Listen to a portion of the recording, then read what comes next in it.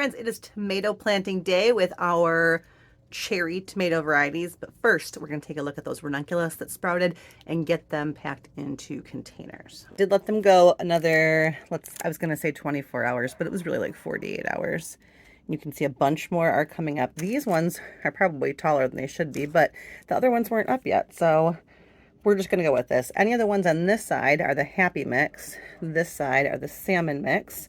And I have got these containers over here, the larger ones. And I got a little bit of soil on the bottom. I'm going to put the corm in there and then fill them up. And this is what I saw on Garden Answer. So she's got a YouTube channel, and that is where I got my information from. Okay, getting them out of here. I'm not exactly sure. Let's do the happy mix first. This side, so here I have a corm that didn't sprout. But here's one that did.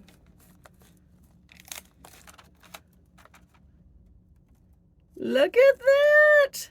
So this part goes down, and this part goes up. I'm just going to stick this into the bottom of here. And then I'm going to fill that up with soil. Let's get the rest of them out first. It's hard to know where the line is. I mean, I believe these are all, there's a good one. Happy mix. This guy only has one root, not a corm. I'm just going to add him into another one. I don't know if he'll keep growing or not. I don't really know how my ranunculus work very well. Ooh, so here's one that's sprouting. Maybe that one little sprout belonged to him. I'll put them together. Okay. Here. Look at that. Isn't that, this is why gardening is awesome. So I thought these were a gigantic failure. I've been sad about them for a month. And now, right when it appears to be some springtime, here they come. And I think Mother Nature knows what she's doing, and I just need to chill out, right? Okay. This one's got something going on. So the corm points. Ooh, nice. Down. Okay. Here's one. Okay. Now, I believe that this one here in the middle, I don't know which one these are. I'm going to call these the happy mix. Whoa. This is one. It looks huge. I love it. Okay. I'm going to call this a happy mix one too.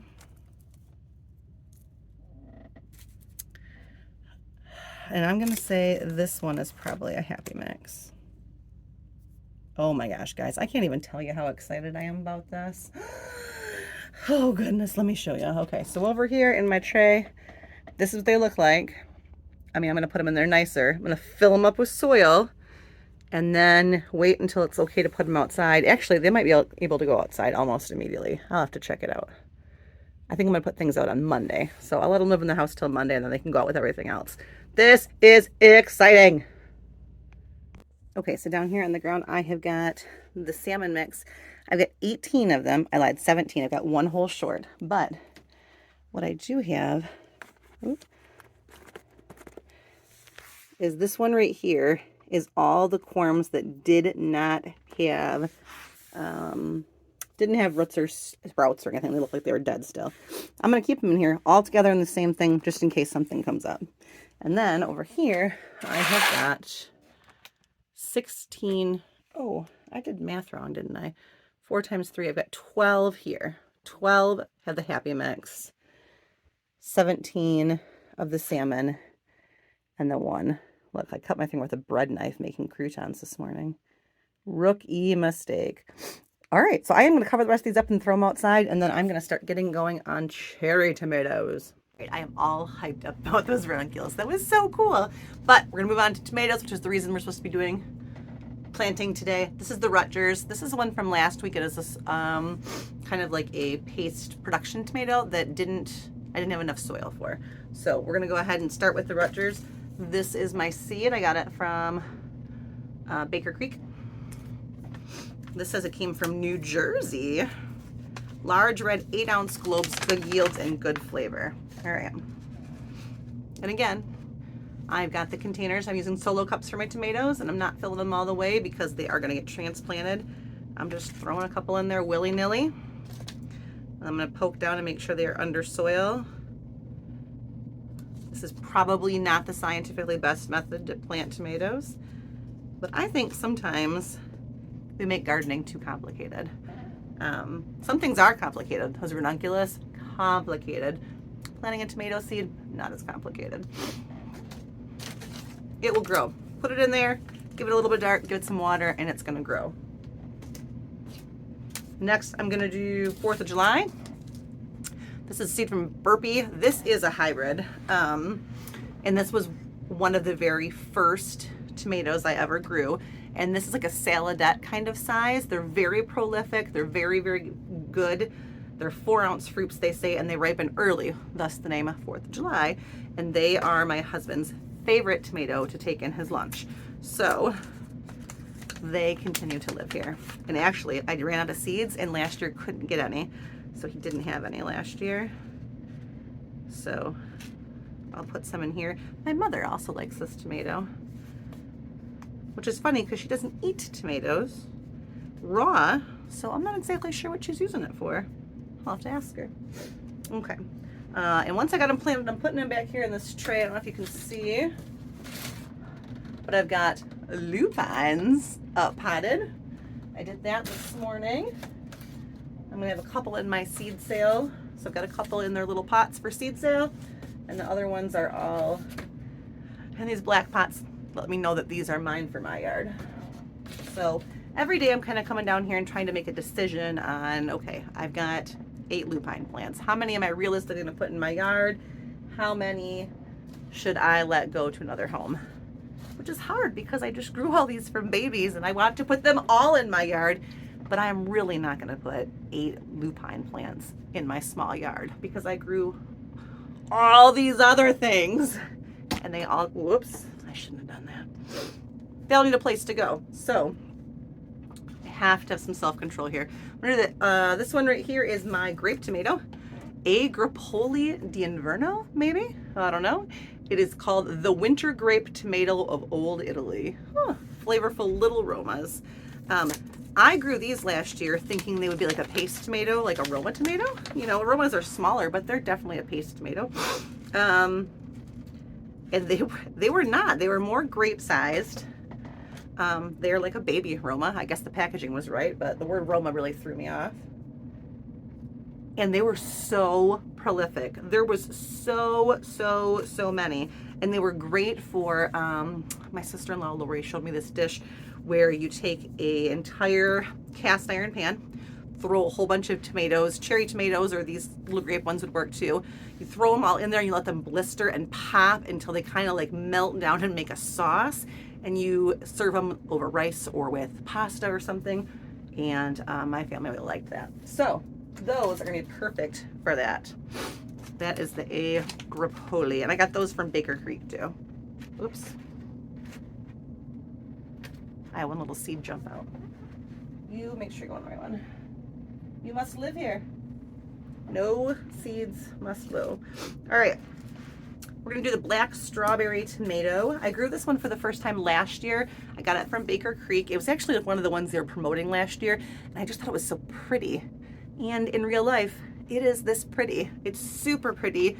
It grows really, really well. It's got a really pretty marble color to it with the blues and the reds. I really, really like it. This year I'm gonna make my husband do a blind taste test of all of the cherry tomatoes to decide his favorites because I have a lot of varieties here and I don't think I need this many. So I'm gonna blind taste test him. That will be a video. I'm gonna make him be on camera for that. He does not wanna be on camera. He does not get this very well, all right. And then I'm gonna do Tropical Sunset. This is brand new to me this year. It's from M.I. Gardner, and it says it's a bright bicolored variety with perfect balance of sweetness and acidity. All right, we will see. There's only 10 seeds in here. I'm probably gonna grow 5 or 6. Who knows how many fall out.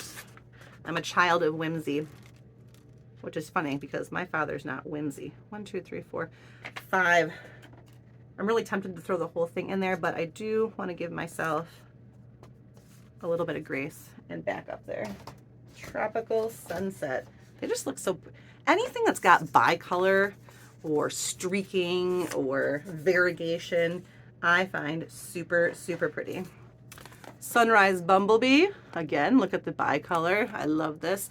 So I want to see this one versus this one. This one looks a little more orange, a little more yellow, but I want to see how they look in real life.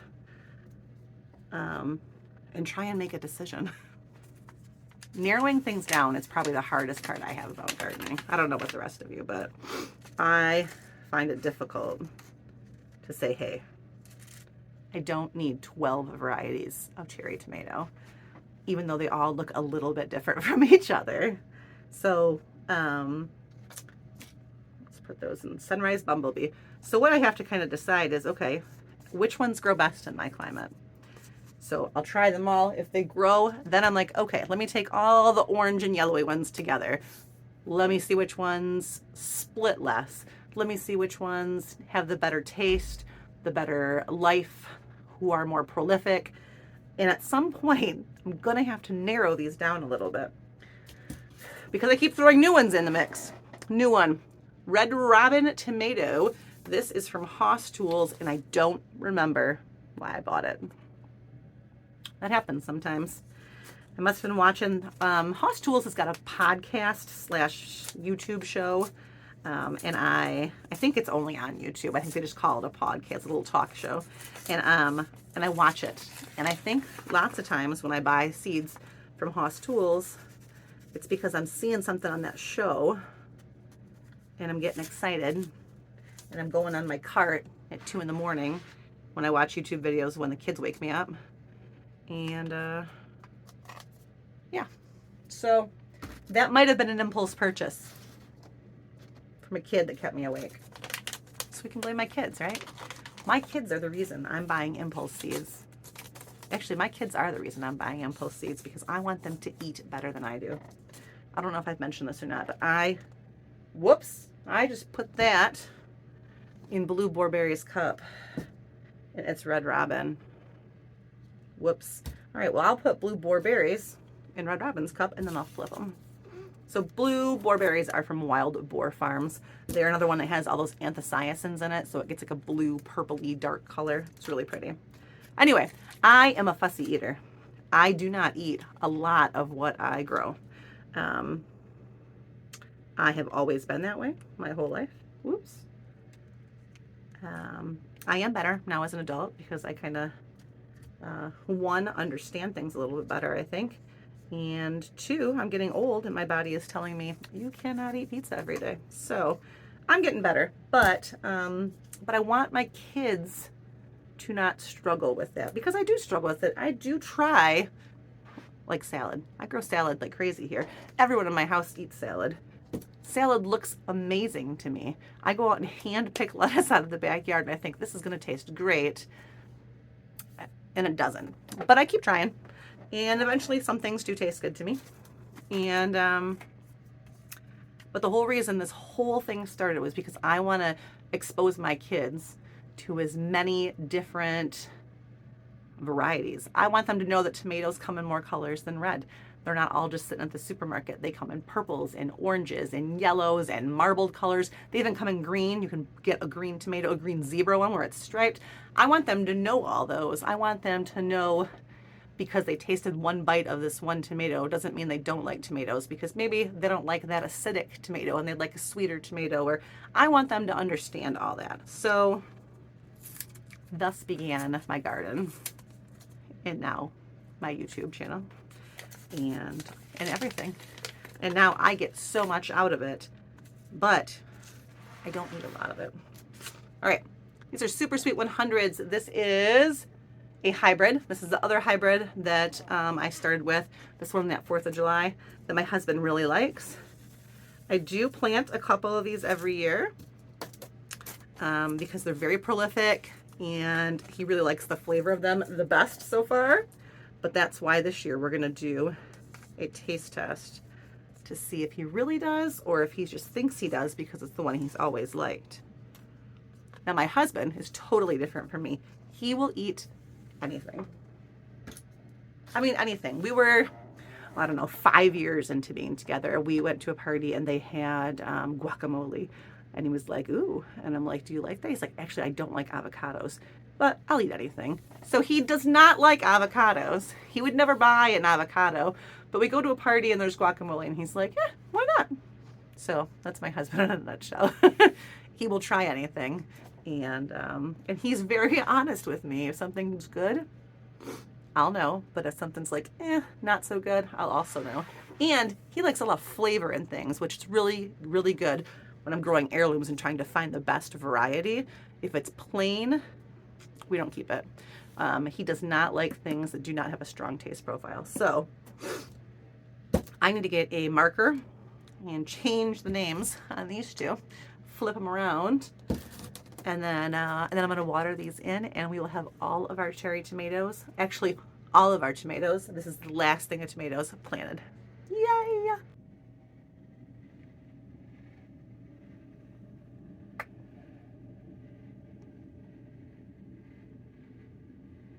Okay, friends, tomato seeds are done, but we still have one more week of seed starting in my house. I'm gonna be starting next Saturday, my last batch of seeds, including things like cosmos and bachelor buttons.